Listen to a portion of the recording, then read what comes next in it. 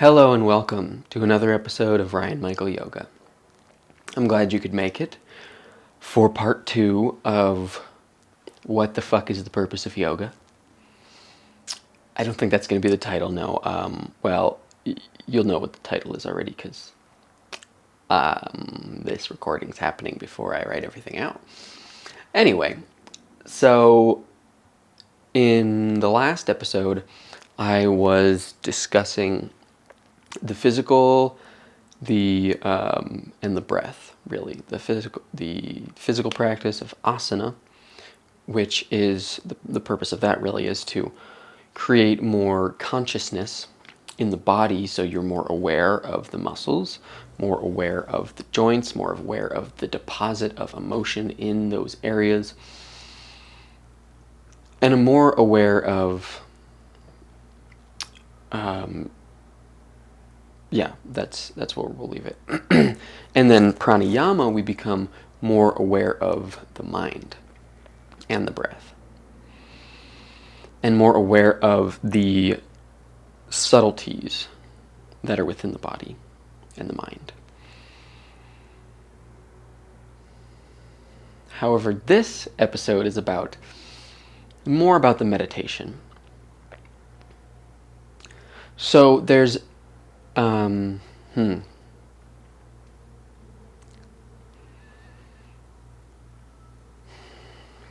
Right, okay. So, the mind itself, thought, ego, memory, impressions, it has a huge effect on you. It has so much effect on you that there's not really any opportunity for you as you truly are, to make any choices. Here and there's little bits and pieces that you can come through. There's space, there's opportunity for that. Moments of awe.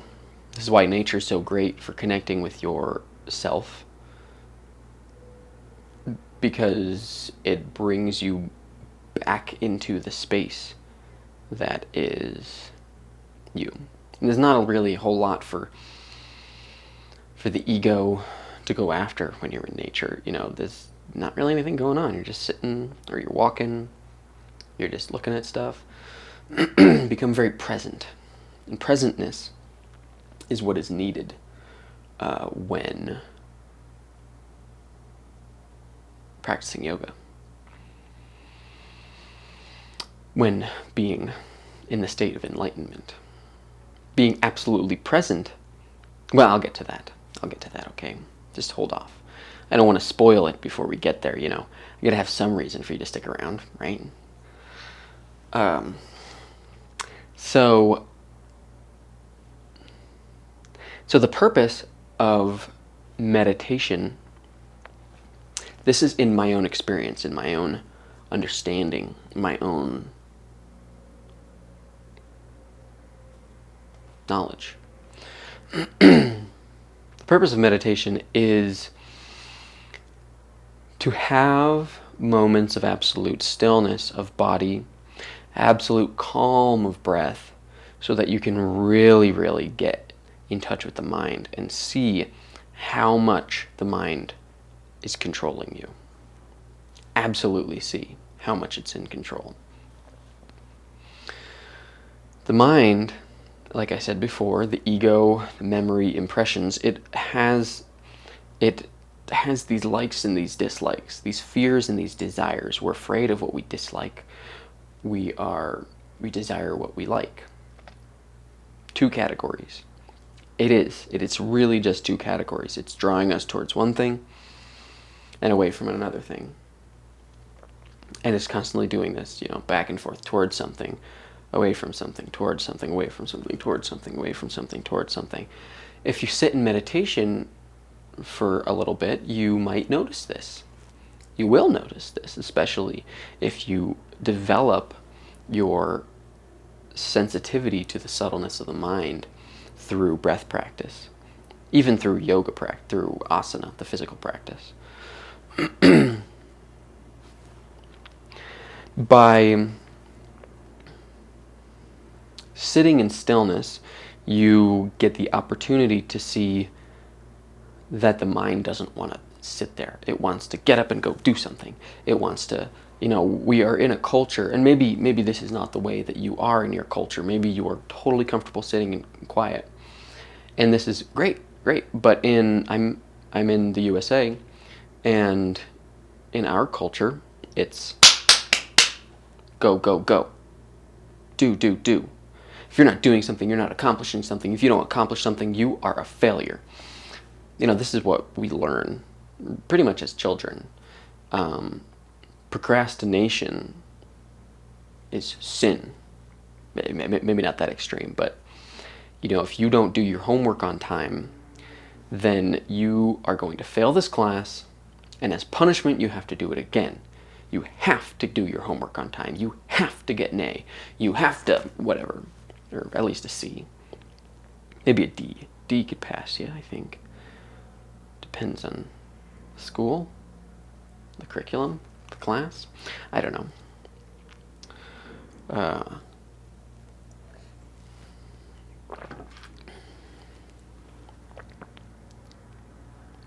So anyway, our minds get trained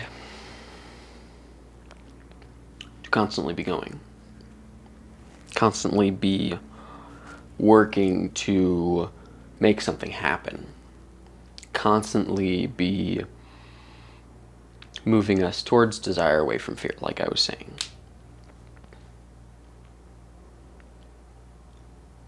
However, you do not need to be controlled by your mind.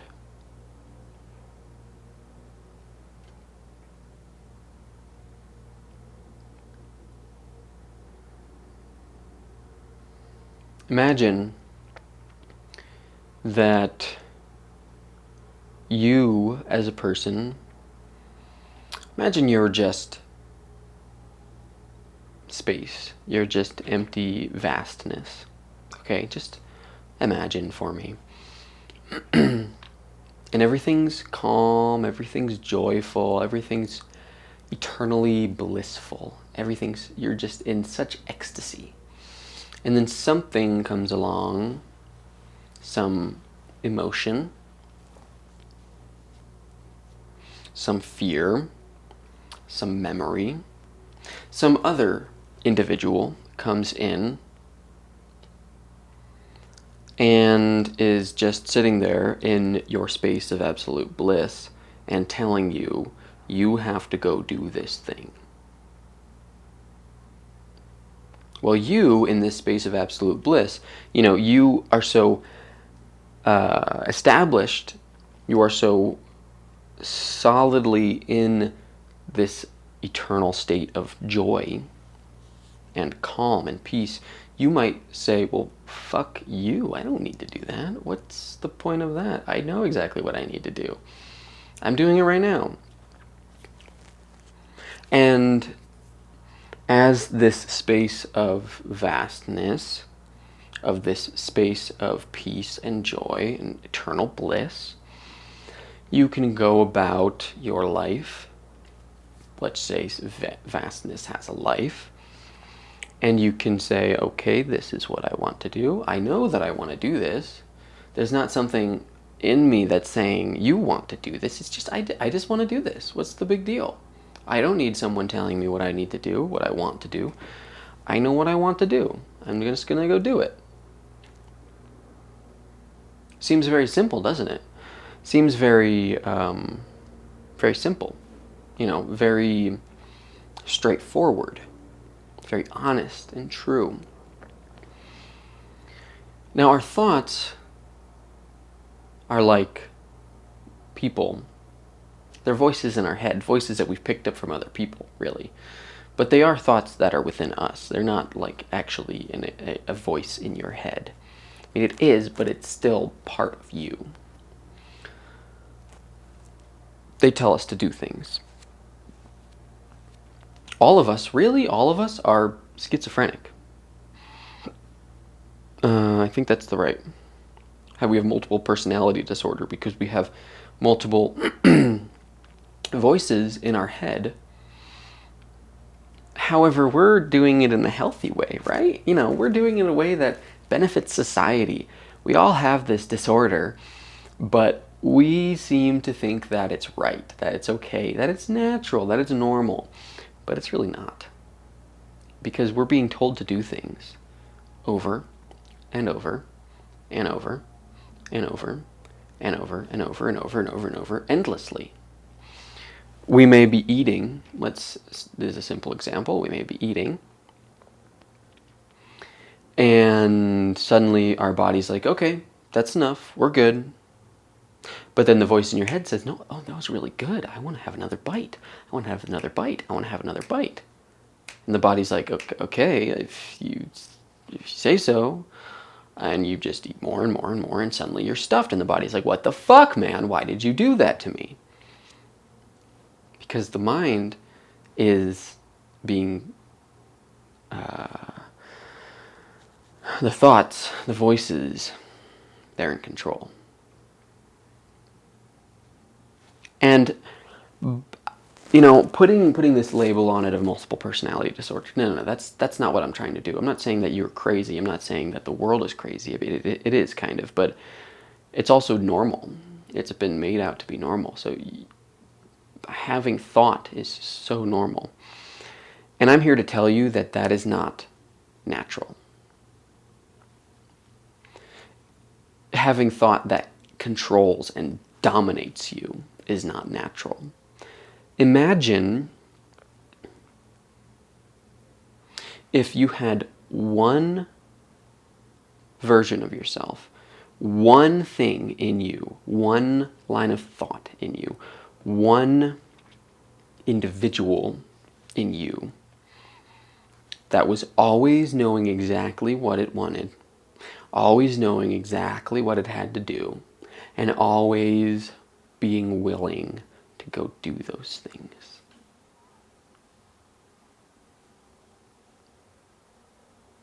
Imagine a world where we had only one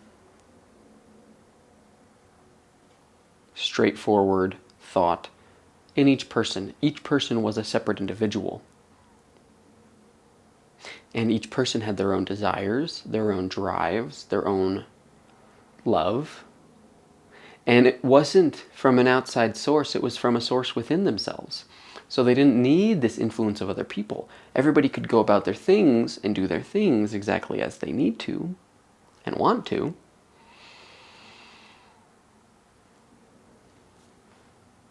But they wouldn't be pulled this way and that way. So I'm just going to give you a little homework assignment, and I just want you to notice. We don't even have to do it throughout the day, but feel free to do this throughout the day. Right now, here, just sit, close your eyes for a moment, wherever you are, or you can be standing and just close the eyes.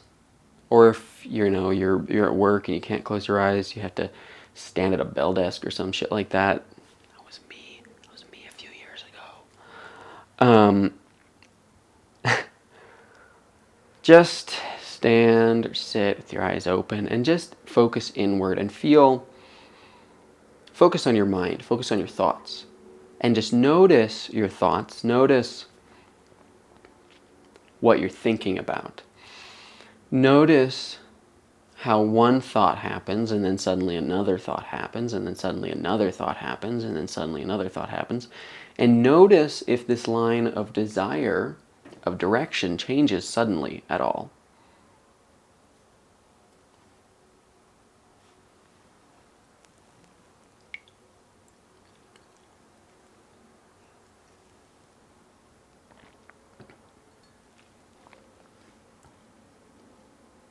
So do this throughout the day.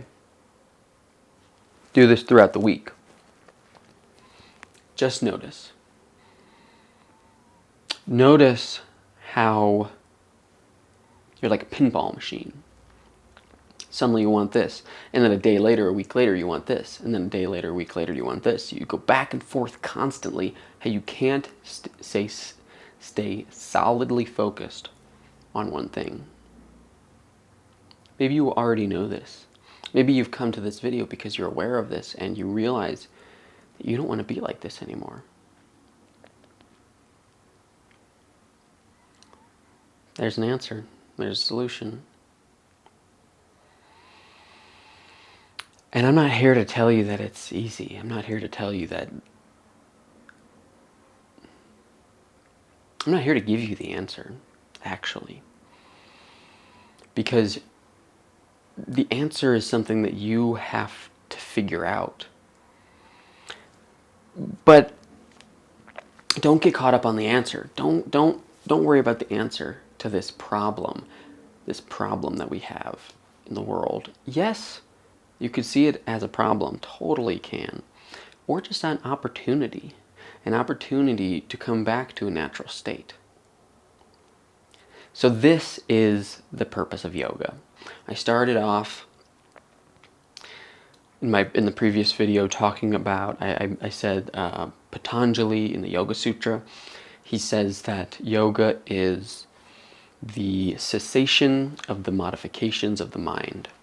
So these thoughts, these influences from other people are modifications to your mind. And in order to have one individual within you, to be one singular entity that is driven, focused, knows what it wants, will get it because it goes after it and knows how to get it.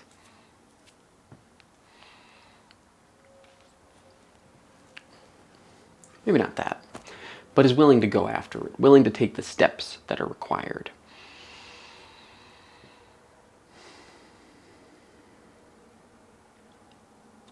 That's yoga. To become that individual. To remove all these modifications onto your mind, all these fluctuations. I want this, I want this, I want this, I want this. I want. And going after. So if you want to master your life, I'm not saying start doing yoga, because there's a lot of ego in yoga these days, especially in the West. And it's dangerous because you'll get into it and you'll get caught up in it, and suddenly it'll take your life over. What I'm saying is just notice your mind. Notice when you desire something over here, over there, over there. Notice when you're afraid of something. Notice when you're happy. Notice when you're sad. Notice everything.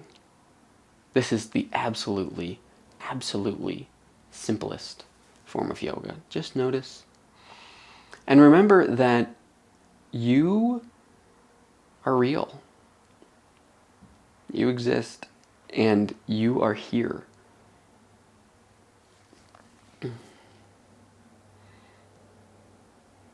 So thanks for watching, and I hope that you got something out of this video. I love talking about this stuff, so you'll definitely have more. There's a part of me that really wants to intellectualize it. But I don't want to hold on to that too much. So just try it. Try it out. Notice what's going on in your mind. And let me know what you think. Let me know what you think. But also, just notice what you think. You don't have to tell me. Or do. It's up to you. Anyway. Oh, I almost forgot. So I was going to mention enlightenment. The state of being the singular entity, the clear-minded, the driven, focused. You know what you want, you know how to get it, you know the steps to take. This is enlightenment.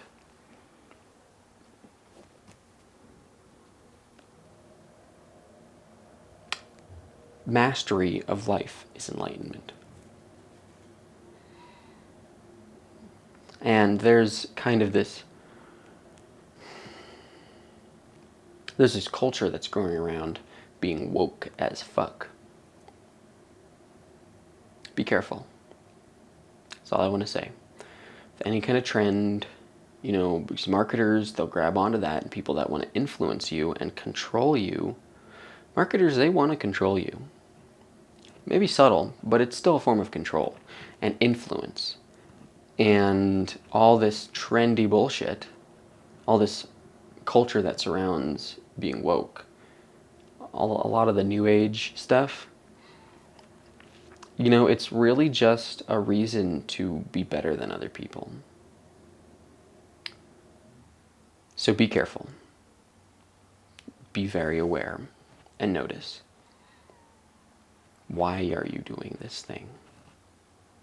Pick apart every thought, every desire. You can put as much effort into it as you want or as little. That will determine how quickly you make progress towards, enlightenment. So anyway, have a great day. Bye-bye.